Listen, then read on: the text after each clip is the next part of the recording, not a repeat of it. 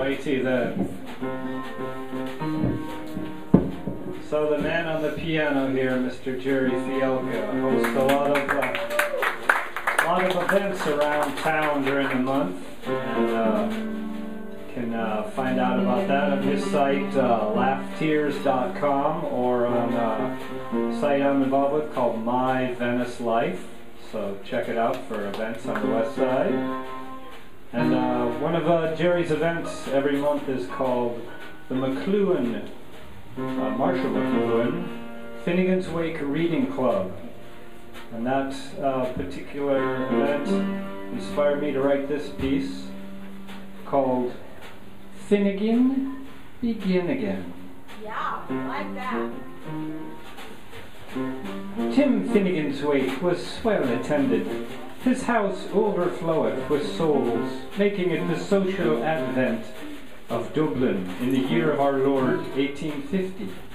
A real doom gloomer 'tis true, but there is no reason to be grieving without fine fellowship, good Irish music, and Irish whiskey to lift your spirits. As it was, there was a mixture of deep sadness and joyous reminiscing.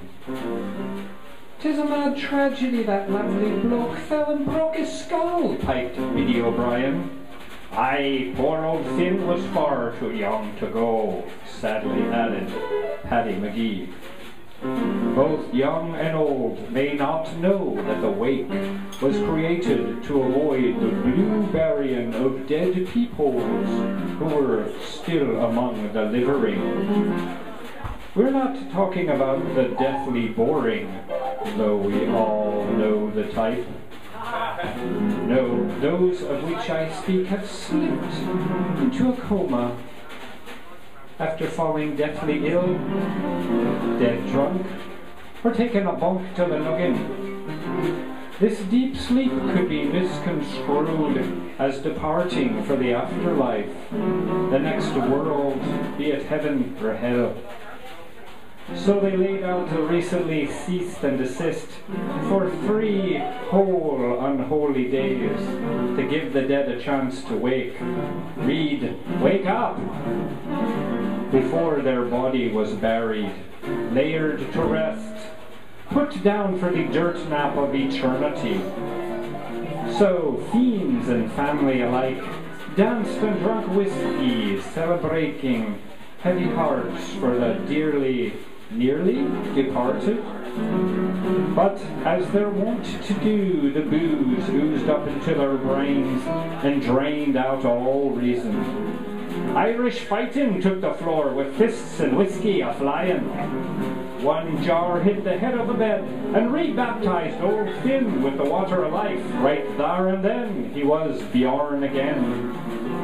Finn sat up and shouted out, "What a blarney stoner started this party without me?"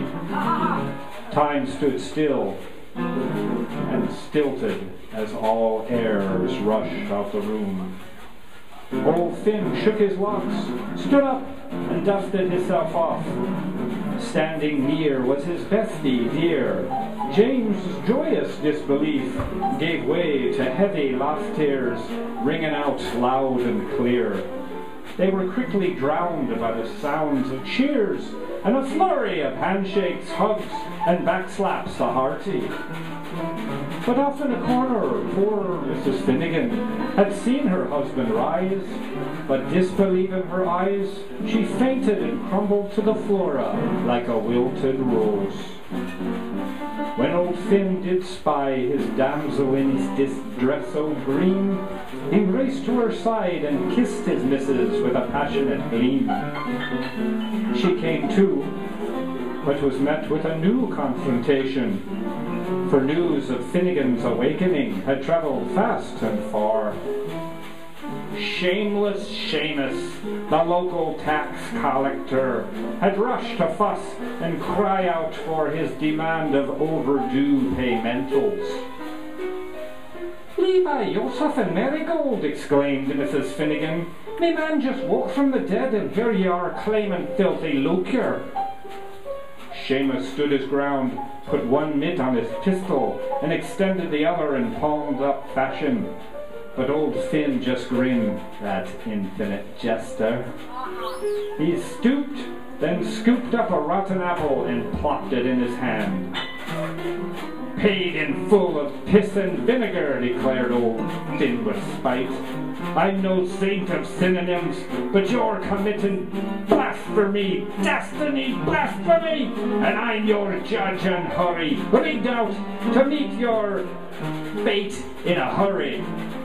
I declare you to be out of order, and I order you out of here. As if on cue, the beefy two, Sullivan and old Shay, grabbed and threw out shameless Seamus on his ear. They all laughed out loud as he slipped and fell on his arse with a splosh, deeply immersed in a mud bedwell, a mud bath.